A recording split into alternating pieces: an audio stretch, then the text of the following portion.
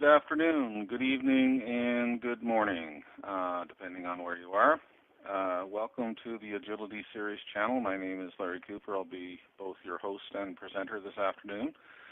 And the topic will be the Adaptive Strategy Framework. For a little bit of background on myself, I was the mentor for the Prince 2 Agile book last year. I was also a lead author for a book called Agile Value Delivery Beyond the Numbers, which was endorsed by one of the co-authors of the original manifesto. I also developed a lot of content for training, as well as consulted in Agile now, but I've been in the industry for well over 35 years. The Agility Series channel brings you the latest ideas and research into agility across the organization, not just in software and product development. We have our own speakers as well as special invited guests who will present on topics that will enhance the discussion with our understandings on agility. For those of you who didn't get a chance to catch last week's session, it was hosted by Claude Imon and Charlotte Goudreau on 3 Steps to High-Performing Teams. It's up on our channel website, so if you get a chance, certainly go look at it if you haven't already. So today we're going to be talking about the Adaptive Strategy Framework. So a little bit, got a little ahead of myself there. So a little bit of the legal stuff first. So the framework itself and the associated material, it will retain copyright by BSS Nexus Global, which is my company, but it will be given away free. So it's free to use, but you'll need to acknowledge where it came from, and that's all we ask. We'd also ask that rather than share your copy, and there will be a link at the end of the presentation for where to go get it, that you send people to our website to download it, and that'll be at, actually the link is there at mplaza.ca, and it'll be in the shop. So a little bit about me, which you've already got. So before we get started, I just want to talk a little bit about learning agility. One of the areas of personal growth that we should always be striving for is applying agility to our own learning experiences. But one of the difficulties that we have, and as we can see here from this little story about a Zen master, is that sometimes our experience can be a bit of an encumbrance to learning. So when we're learning new things, we kind of need to let go of some of the old, especially in the areas of agility if we're looking at traditional management practices, because quite frankly, a lot of them are the quite antithesis of each other. They're complete opposites. So sometimes we need to recognize that and be able to let go. So let's start with talking about why organizations exist. In the 1970s, there was a fellow named Milton Friedman at the Chicago School of Economics who proposed shareholder value theory, which ended up getting a lot of play. A lot of organizations adopted it. But funnily enough, the ones that actually did and really focused on creating shareholder value, or stock price in many cases is what it translated to, those companies actually ended up over time seeing the opposite effect. And the ones that really understood why organizations exist, which is value creation, they actually saw quite the opposite, because they realized that if you create value, then customers, clients, and money, and all of those things will actually follow. But why do we need adaptive strategies?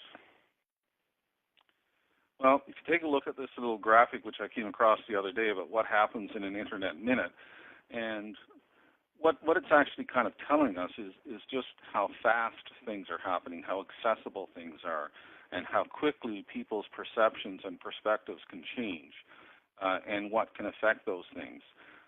You know, if a company does something that happens to get the ire of someone, and they take to Twitter or Facebook in a matter of minutes and hours, the company can end up in a world of hurt. And you know, how do you respond to those things? A fellow named Ray Kurzweil wrote a book called The Singularity is Near, and if you look at this, it's talking about the year man becomes immortal. And it's talking about the pace of technology and the fact that where we're sort of headed is that, you know, and there's still certainly a lot of talk about that in the press these days and in the tech sector about blurring the lines between being human and being machine and talking about implantable technologies. We're into wearables and all sorts of things. In fact, some of the things that are going on now about wearables in your clothing and all those sorts of things. So the lines are certainly blurring, which means the pace of change is increasing quite significantly. If you look at me, born in 1958, I didn't look like that when I was born. That was about 5 years later. But if you look at, how things have progressed over the years, I went to university in 1974. We were still a few years away from even the PC. The compact computer, or the Commodore PET rather, that came out in 1977 was the first real PC that I'd used. That's quite a significant difference from where we are now. A couple of years ago, I bought a Samsung Galaxy Watch, and I'm walking around, making phone calls off my watch now. So if you look at that, that's a little bit of time there. There's quite a significant change in the technology, and it keeps growing at exponential rates. So change is certainly exponential. So if you bought a car today, say for example a Tesla rather, they're doing overnight updates to the capabilities of the car itself. So you're not having to go into a shop and get modifications. They're sending down software updates. That's how they actually introduce self-driving as part of the capabilities of certain models of their cars. It was just a simple software update versus, this is a 1980 Jaguar. The interior is quite different. It had 4-barrel carbs, so any performance tuning and things like it was quite significant and quite expensive to have done. Now all of those things are possible simply at the push of a button to clients anywhere in the world who may have that car. So where we're kind of at right now is we're operating in a world of volatility, which means that the rate of change, as I mentioned, is very, very high. That creates a lot of uncertainty, and it's not only uncertainty about the future, it also means that oftentimes we can be also unclear about the present. And that leads to ambiguity. So what does something actually mean? We're not always entirely sure because we're not always entirely sure that we have all the information that we would need to actually make a proper decision or arrive at a conclusion about what we should do next. And things are certainly getting more complex because there's multiple key decision factors that could affect what you do and how you do it and why you would do it. So what that means is that, 25, 30 years ago, we tended to think that we were solving discrete problems, but we're not actually solving discrete problems anymore. And that's partly because organizations have less control and more change than they've ever had. And the fact is the traditional models and practices that we were using don't really apply to these new problems. And customers and markets are changing at an ever-increasing pace. Innovation. The interesting thing about innovation is a lot of organizations, have tried this notion of creating a director or VP of innovation and thinking that that's how innovation will actually occur. But of course, it really doesn't quite happen that way. Innovation really happens when people are actually enabled to have independent thought and action about what they're doing. There's no one really telling them what to do in particular. The whole notion that we have in Agile about self-managing and self-directing teams, that's kind of where you're going to get real innovation from. It's not because someone says we're going to be innovative. It's because people actually doing, trying, experimenting things is how you come up with innovative new ideas. And that kind of means you got to start tolerating ambiguity as a way of life and not try and sort of control change because you can't really control change. So this new reality that gets created is quite different than the one that we've been used to in traditional organizations. And the first difference is that in traditional organizations, both the leaders and a lot of people, they tended to value individual knowledge and individual capability. And all sorts of studies, both from the corporate sector, but also even in the school sectors, education sectors, find that it's actually when people working together in teams and how well they learn to do that is what they discover is that the collective intelligence of the team is actually far greater than the individual intelligence or knowledge of anyone on the team. And there was one study that was done on school children where they actually found not only was the collective intelligence better, but over time, what actually happened was the individual intelligence of the children themselves actually went up. So the group setting, the group work, and the group dynamics of having that autonomy to work as a team actually led to increased individual intelligence, not just the collective. It also means that hierarchies are intrinsically ineffective for required speed of decision making. So we don't have a lot of time often now to make decisions. If you have to push a decision up the chain of command, which can take days or weeks, by the time you've done that, the window of opportunity has already passed by. The other factor is traditional planning, and strategic planning is one of those where they were trying to use the past to predict the future. So it was based on, lagging indicators of what happened previously to try and tell us what might happen in the future. And that's really not the case anymore. We can't do that. And it also means that our windows of opportunity and windows of stability are changing. So what's a window of opportunity? Well, it's an opportunity to do something that will only last for a short time and needs to be taken advantage of quickly. Now, in traditional commercial markets, people tend to think of time to market as an example. So whoever's first to market has first mover advantage, which is, of course, quite true. But windows of opportunity are all over the place in every organization. Sometimes it can be, if you're implementing a new HR system, as I witnessed recently with a big government client, and their window of opportunity to do it, compared to the private sector, was quite long, except that they never really understood that it was a window of opportunity. And as a result, as soon as they implemented, within a couple of months, they realized that something else had to be done. And some of the things that they originally had needed to do in their original window of opportunity weren't done, and this ended up having consequential effects on what they could do next. And that's very common. People tend to overlook what their windows of opportunity actually are. So you need to be able to balance both your strategic choices about what you should do with how much you should do. And this sort of comes back to a lot of the basic premises in the Agile Manifesto and Agile thinking in general about doing only that which is necessary. And that applies to strategy as well. And as I mentioned, the window of stability, years ago, windows of stability, like 30 years ago, the window of stability was about 4 years when you implemented something. As I mentioned a moment ago, windows of stability are now down to a couple of months, and in some cases it's even down to a couple of weeks, where you can look at something that you just did as staying stable. So while the windows of opportunity are contextual, the windows of stability pretty much are now universally short.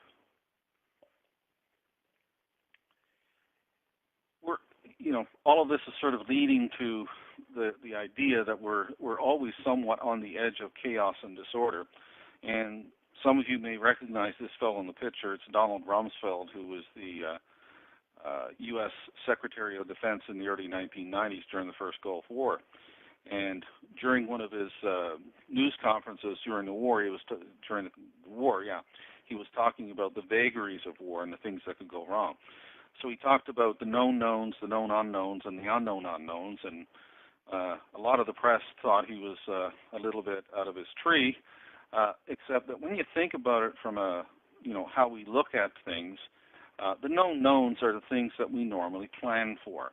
And traditional project management, for example, tends to think that it can know everything. So it relies very much on the concept of the known knowns in order to do all that big upfront planning. The next thing they do is they look at the known unknowns. Oh, sorry, hit the wrong button there. Get right back.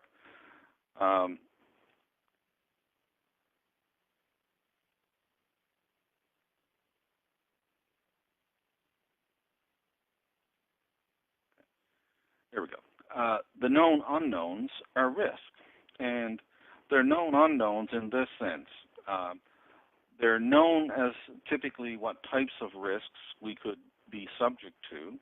What is unknown is whether or not the risk will happen to our project. So those are known unknown or known unknowns rather. The unknown unknowns are the holy crap stuff. That's the we had no idea this could happen, and now it's happened, and we have to deal with it. And that's kind of how traditional project management looks at it.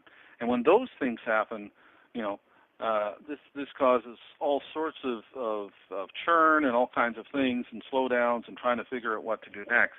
And it's very disconcerting in a traditional project when you encounter those sorts of events. But, you know, are they really, you know, those things, or are they simply unknown aspects of the problem or messes that we're facing?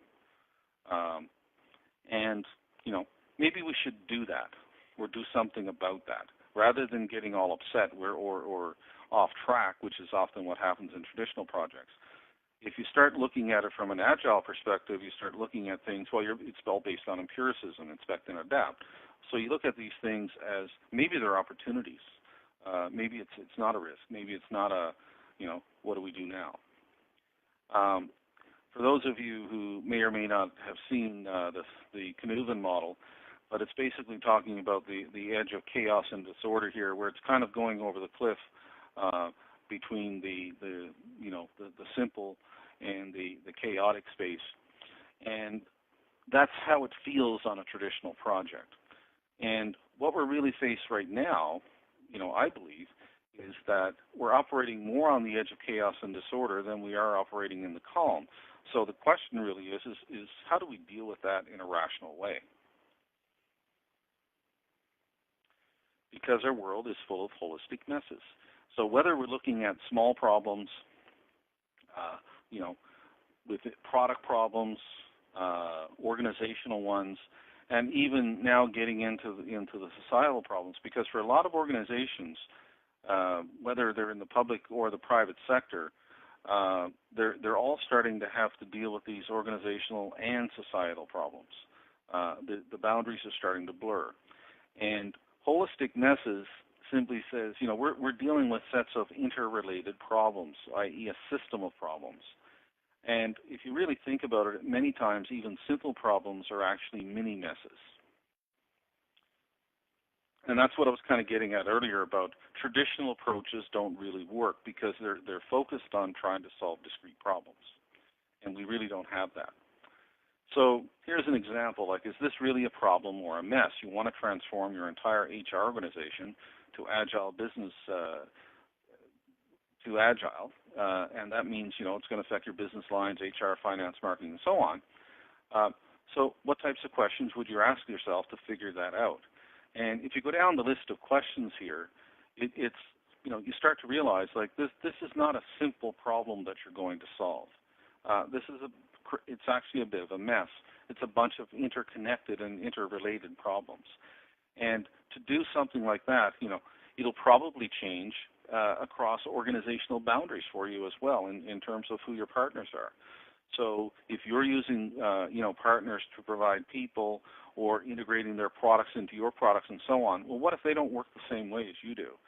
This is going to create some issues down the line as your organization starts to become more agile, yet you're dealing with these other ones that are very rigid and don't want to change that way.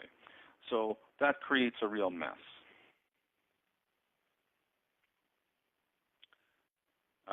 You know, switching out an old system with a new system, using service-oriented architecture, so get all technical, you know, and now you have to interoperate with your partner. So is that a simple problem or is that a mess? I would posit that both of these are actually messes rather than problems, rather than discrete problems. So these kinds of problems have traditionally been approached as discrete ones and often as single projects, but and I don't really believe that they are discrete problems, and I certainly don't think they're single projects, because you couldn't really plan out that thing and actually execute it as a single project. There's too many moving parts, too many teams all at once. So what kind of a mindset do we need to have if we want to better understand and solve these holistic messes?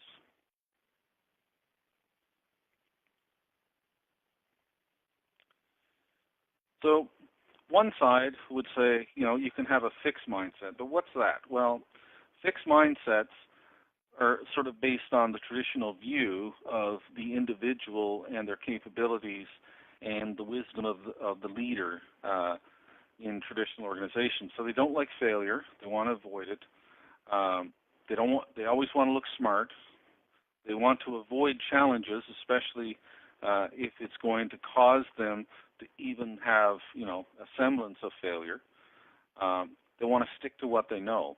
And perhaps the most telling is they don't really look at feedback and criticism as something that they can learn from, as they take it very personally. And that creates a real problem if you're dealing in a chaotic, messy world. For a growth mindset, it's kind of, a mirror image. It's the complete opposite of those things. So they're all about continuous learning, confronting uncertainties rather than running away, embracing challenges. Failure is part of learning, and they put a lot of effort into learning. So it's quite a different way of looking at things.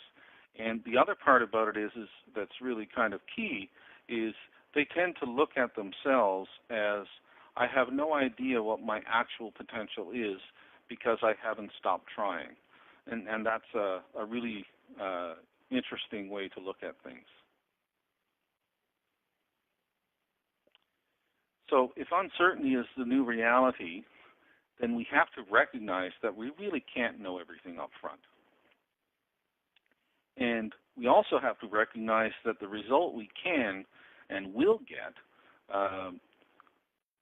will be affected by how we actually approach the mess that we're trying to solve. So the techniques and the practices we use can affect the result. And typically, if we don't recognize that's what's happening, it's not the result we actually need, but it may even be the result we intend, but not the one we need. So really, we need to use empiricism to determine how to react to what we discover along the way. And, letting the facts guide your decision-making and letting the facts guide your needed refinements, and as well as your understanding of the actual messes that you're facing and what do you do in response.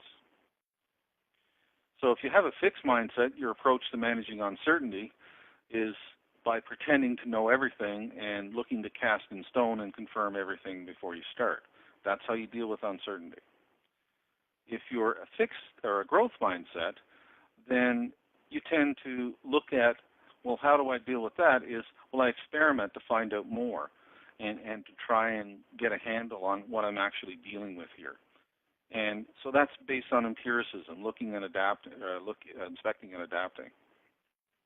So they understand the concept of emergence. In Agile, we talk about emergent architecture, emergent design, but there's also emergent shared understanding and emergent understanding of the actual mess itself that we're facing and the individual problems. It means we need to become Agile thinkers.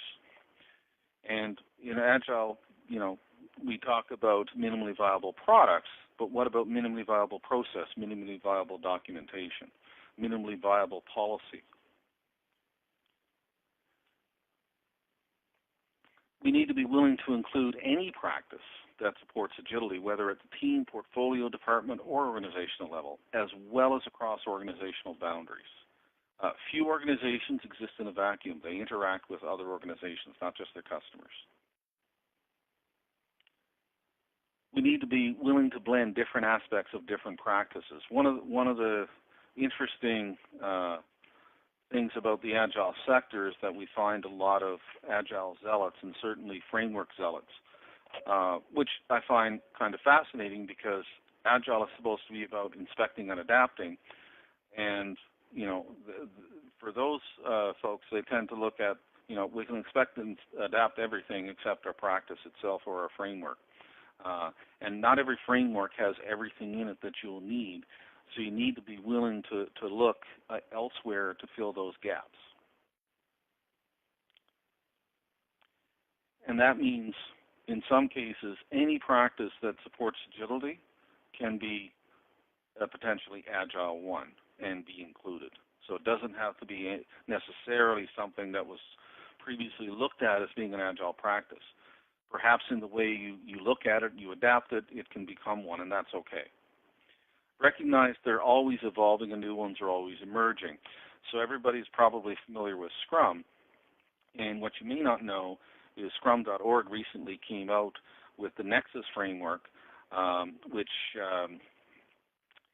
is an exoskeleton for Scrum. So they've kind of recognized that when you have large numbers of Scrum teams working on a single product, Scrum as a framework itself is insufficient. So you need something else beyond that. And that's their recognition that, it needs to evolve.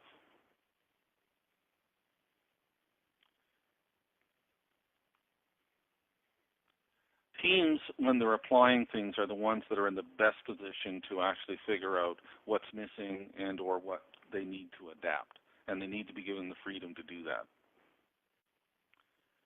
And going back to the notion of collective intelligence and individual capability, one of the real, I think, discredits to the industry over the past 30 years or so was this whole notion of competencies becoming roles, and IT certainly led the charge on that. And we created whole org structures around these roles. But these competencies are at an individual level. They're not really a role. And so if individual competency is recognized as a contribution of value creation rather than these, the roles defined by job description and governed by hierarchies, then it gives people a lot more freedom to act. And if you look at how agile teams, the high-performing ones, are constructed, is there's all sorts of people with all sorts of competencies, and it's those strengths through their competencies that actually what makes the team high-performing.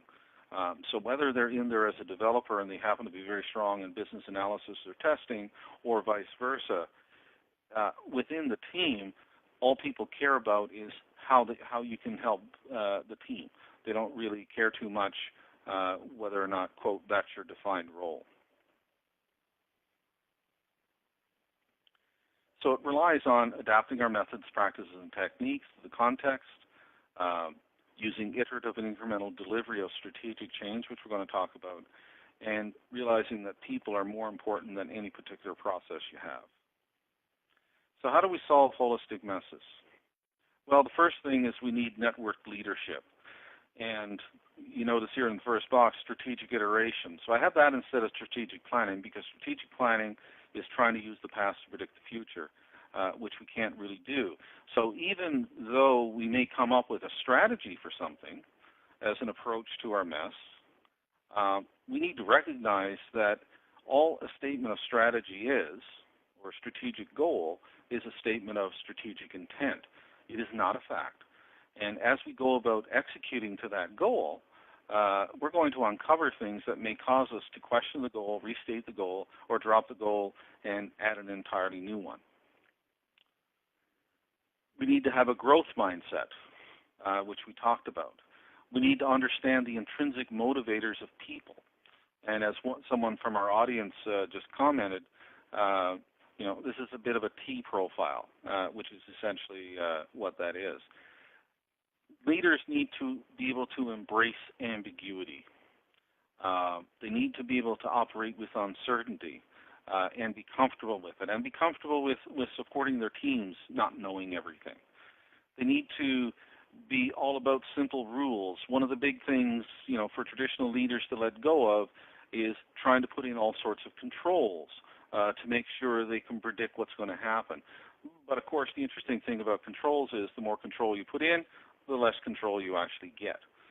In the end, things tend to go out of control. They need to be self-directing and self-organizing both at the leadership level and be able to recognize that's an important characteristic of high-performing teams all over, not just at the leadership level.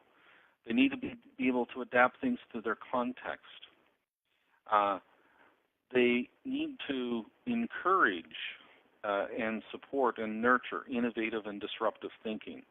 And they certainly need to create circumstances across the organization for serendipity to happen, which is the notion that, getting teams that often don't work together connected to one another, or an opportunity to even just run into each other during the course of a business day, gives them the opportunity to talk about things that they're working on. And, that can lead to actually innovative or disruptive things happening. because people start to talk and they find out what one person is doing, which may be complementary to what they're doing, but they hadn't looked at it that way, and that conversation can lead to something quite wonderful. So what is adaptive strategy? Well, it's a strategy whose goals and objectives are continuously refined throughout the execution phase through the emergent understanding of network teams, on their observations, based on their observations, on measurement, and on customer feedback.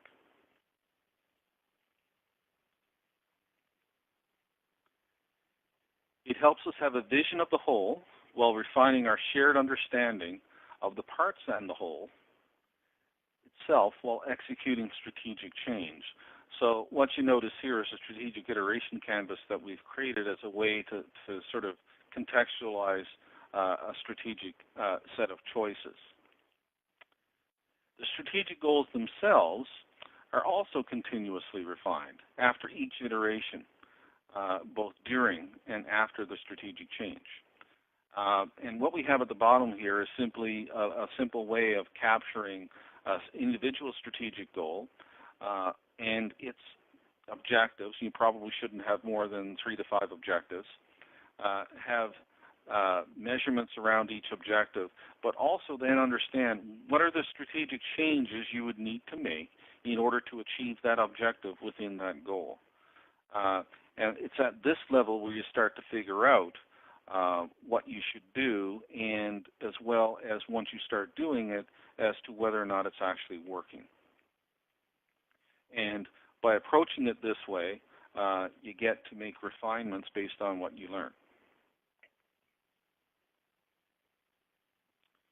You need to understand the difference between value and values. Simon Sinek talks about value as perception, and it's what a client or customer perceives as something that provides them with some utility. Values, on the other hand, are statements intended to represent beliefs, attitudes, and behaviors that we want exhibited inside of our organizations. And so organizations will often craft these value statements as the collective values they want to hold, but more importantly, it's geared towards how will they make decisions. So if you're making a business decision and it's not in line with your values and principles, then that should lead you to question why you would make that decision that way. And really, that's what values and principles are supposed to drive towards. We also need to understand what is meant by capabilities. And when you think about it, really all an organization actually is a mix of capabilities that coalesce around their mission and vision. It's guided by their values and principles, and the reason they do it is to meet the needs of clients and customers. So what are these capabilities? What are they constructed of? Well, first and foremost, your capabilities from an organizational perspective are dependent on your people and how well they're supported. It can be affected by your policies, process, procedures, by support models you have in place, both internal and external support models, by the facilities you have. And when I say facilities, I use the very broad sense, which includes physical as well as technology facility.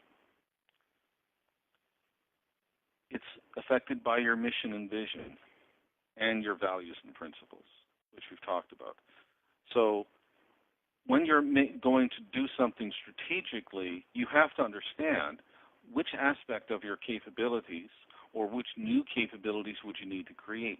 And if you're going to create new capabilities, then you need to understand all of the facets of those new capabilities that would have to be created.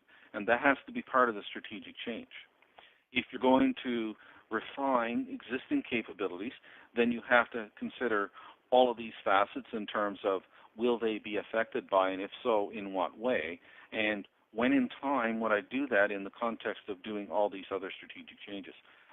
So this kind of gives you a sense of the kinds of things you should be considering.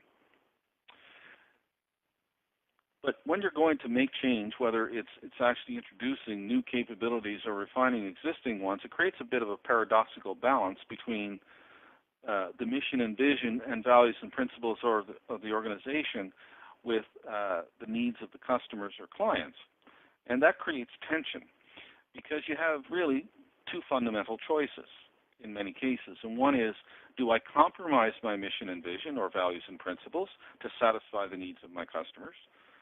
Or if I'm, choosing the other way, am I willing to disrupt my customers? And that's sort of two very extreme viewpoints, of course. But there is tension there about that. And what you have to do strategically is to be able to make a choice between to what degree would you do either.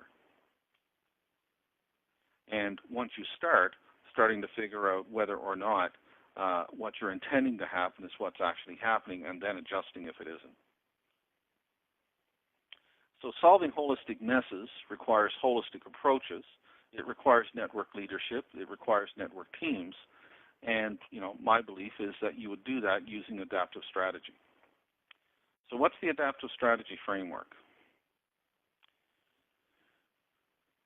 The way we define it is that it's a tour guide for strategic excellence in creating value based on iterative and incremental execution of strategic change to realize an organization's vision and strategies to meet its customer or client needs.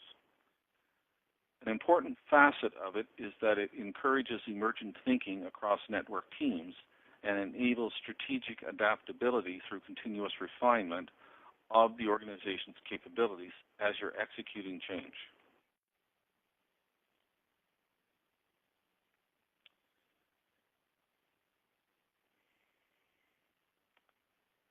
It helps us answer why. It's really not but why you do it. And why is to deliver value. It's why organizations exist, is value creation. So why you would make some, one strategic change over another is because you would perceive that would create more value. Adaptive strategy means you're going to do it iterative and frequently. And the reason being is because you want to be able to see whether or not even the smallest of changes is going to have the desired effects. And it's both focused on the internal portion as well as the external portion, which is vision, strategies, and capabilities, and satisfying the customer. So you have to consider both. But before we answer how, we need to know why. And how, people ask the question is how, but how is actually the answer. And how we do it is we have leaders sharing intent for strategic change, and then everybody, including the leaders, being willing to mercilessly refine their strategy and goals based on the feedback that they're getting. And they need to remember that in order to really optimize the whole, they need to see the whole, which is a bit of lean thinking pulled in here. One of the characteristics of a lot of Scrum practices is they tend to focus on or Agile practices rather, is they tend to focus on single products and developing a single product. But even in building a single product and bringing it to market or implementing a single product internally, it could affect all sorts of other things. And if you don't look at that, that's what we mean by seeing the whole, to optimize the whole.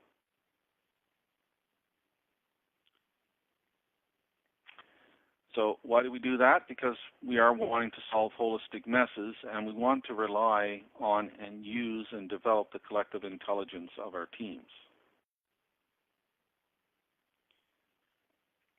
We have to learn to adapt.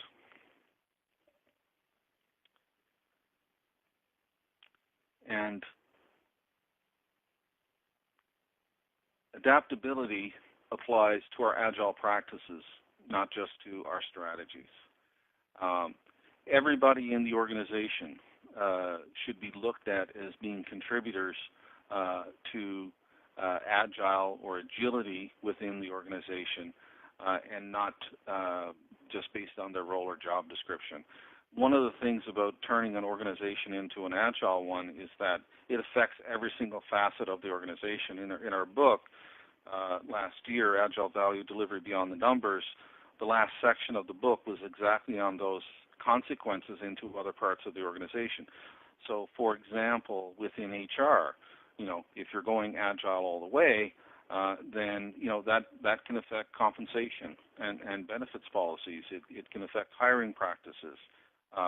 If you're implementing agile as part of a strategic change, that can affect procurement because you want to be able to deal with vendors and companies that have the same mindset and are going to work in the same way you do. So that means you have to change your procurement practices.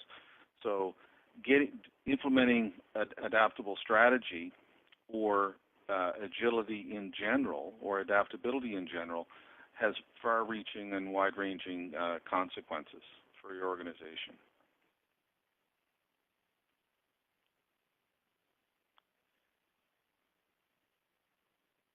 Value-centered decision-making is a big part of it. Value-based means you're looking at things subjectively. Value-driven means you're looking at them objectively. And value-centered means you're combining both. And what that allows is for you to do the right things for the right reasons, in the right way, to achieve the right results at the right time. And sort of translated, what that means, again, going back to adaptive strategy, is figuring out not just the changes you need to make, but the sequence in which they need to be done in. And that will actually matter. You can't do everything all at once, and some things can't be done before other things, or some things may need to be done in parallel with other things. And that's part of what you need to do. But all along the way, as you're deciding what to do and how to do it, you need to be using value-centered decision-making. So again, coming back to your values and principles as an organization, and looking at that aspect as well as balancing out, as I mentioned, what it is you're trying to achieve for your customers. The adaptive strategy framework is made up of 4 quadrants: the operate, innovate, co-create, and prioritize.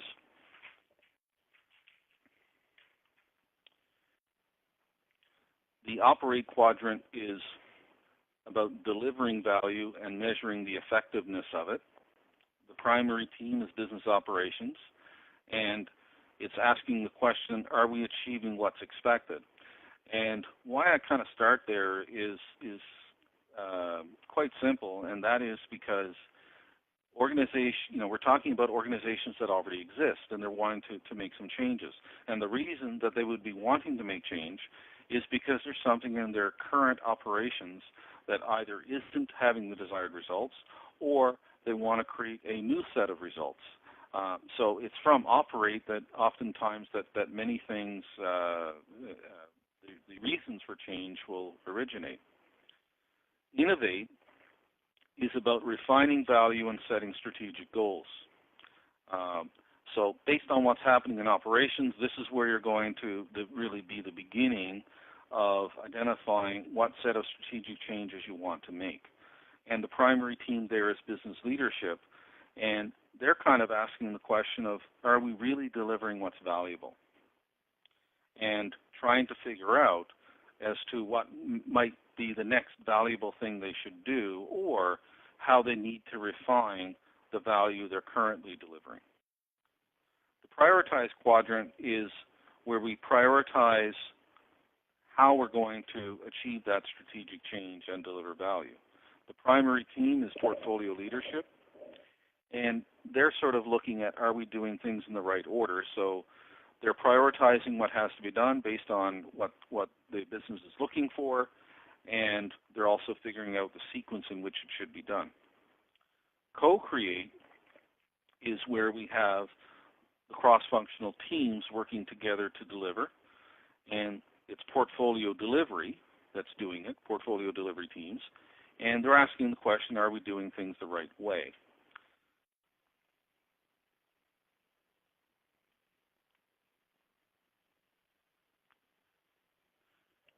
The 4 teams that I mentioned in the 4 quadrants,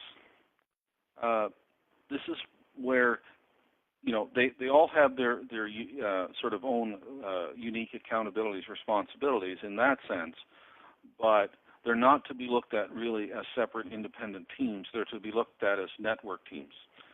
In Scrum and other frameworks, they'll talk about roles, but really, organizations are not fundamentally made up of roles. They're made up of teams, and it's how well we understand the characteristics of those teams, how well we understand how connected or interconnected those teams are, that really will speak to how well we can actually implement strategic change. And it also gets into helping us understand, who we need to engage and who needs to be a part of it, which is in fact the whole of the organization. Because if you look at, the characteristics of these teams, I don't think we've really missed anybody in terms of who's involved. Business operations, for the operate quadrant, they understand customers because they have the most direct contact, influence, and insights about them. You need people in portfolio leadership who understand products, services, and business lines and capabilities and all those sorts of things. In business leadership, you need people who understand about strategy, and they understand about strategic iteration versus strategic planning, because they have to focus on defining and refining strategy. So they establish the why and what for decision making, but what they don't do is get into the how. That's everybody else has to figure out the how. On the portfolio delivery side, talked about cross-functional teams, but you really do need people from the business lines and technical groups focusing on defining, designing, developing, and deploying those capabilities or changes to them. So you need people with the right knowledge, skills, and tools to deliver on those strategic changes.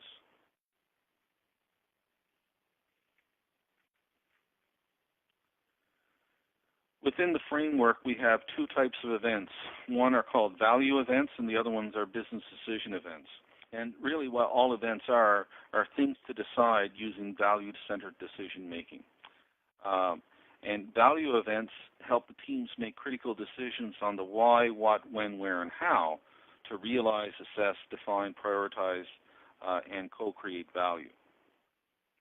The business decision events are the ones that the teams need to make business decisions doing value events. And the types of business decision events that we're talking about here are strategic readiness, investment readiness, delivery readiness, deployment readiness, go-live readiness. And strategic readiness means, we may want to do something strategically. We may have figured out more or less what that might look like. But overall, we may not actually be strategically ready to go execute, which means, we may not have engaged all of our partners that we need to engage outside of our organization. So although we've done some strategic thinking, we're not actually strategically ready to go execute those changes. We may decide after we've gone through some initial things around, the strategic side of figuring out what we want to do, that we are not ready to make all of the investment that's necessary. So, we may want to do something, we may not be able to afford all of it, and we kind of have to figure out what that looks like. We may have done all those things, and we're not ready on the delivery side, and so on. So, there's lots of things that you need to think about along the way, and the whole thing about the adaptive strategy framework is making sure that the decisions you're making are informed decisions as you move along, and that you can make adjustments all the way through. And, artifacts are every process, everything we do, every capability, there's artifacts around it. And the artifacts from a framework perspective is about refining the collective intelligence, capturing intent for strategies, for the iterations and deliveries and so on. Because the reality is we all have to proceed through uncertainty. We don't know what we don't know, and we won't know until we see it, which is sort of one of the acronyms in the agile space is I'll know it when I see it, which is meant to say that when a business user says they want something, or a product owner say they want something, or a customer say they want something, they don't really know if entirely what they've asked for is what they actually need or want until they actually see it. So it's the notion of I'll know it when I see it. And that's true about strategy as well. We may have an idea, we may think we know, but until we actually see it starting to emerge as we start to execute that strategic change, we may discover it's not exactly what we have in mind. And how we do all of that, which we've been talking about, is through refinement and exploration. And refinement is what we do with feedback to refine our capabilities, products, services, all those sorts of things.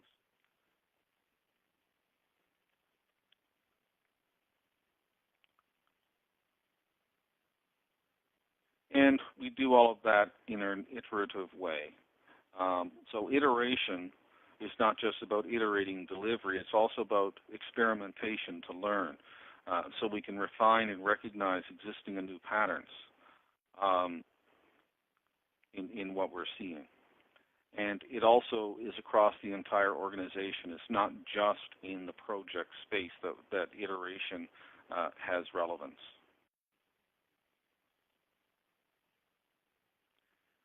And that is the adaptive strategy framework. We've created a one-page infographic, which is what you've been seeing near the end here. The framework itself is available for download at mplaza.ca.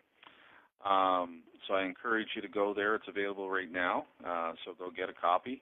As I mentioned, we will be holding the copyright on it, but we want it to be freely available and used by as many people, commented on by as many people.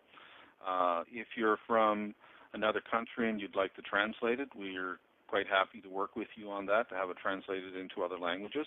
Again, we'll retain copyright and it'll be downloaded from the site, but everybody who participates in that way would be acknowledged. As well, if in using the framework and reading about the framework and so on, if you have suggestions and we end up including those in a future iteration of the framework itself, again, we would be acknowledging that as well. So that's what I have for today. So I'll open it up for some Q&A.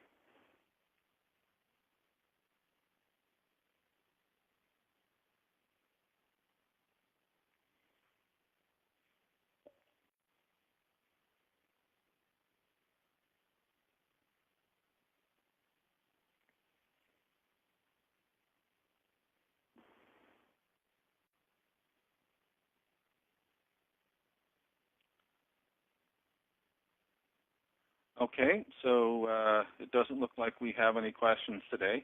All of my contact information is here. This is me on Twitter, LinkedIn, my email address, phone number. This is another link to the Bright Talk webinar channel, so feel free to contact me in using any of those forums. Be happy to continue the conversation. More of a live format, perhaps, in person.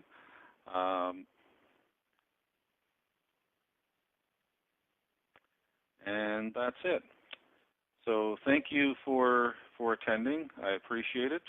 As I said, after the webinar, please do go get a copy and feel free to sort of share with your colleagues and through Twitter and so on. About where to come get it. I'd really appreciate it. And we'll hope to be talking to you again soon. Thank you and have a great day.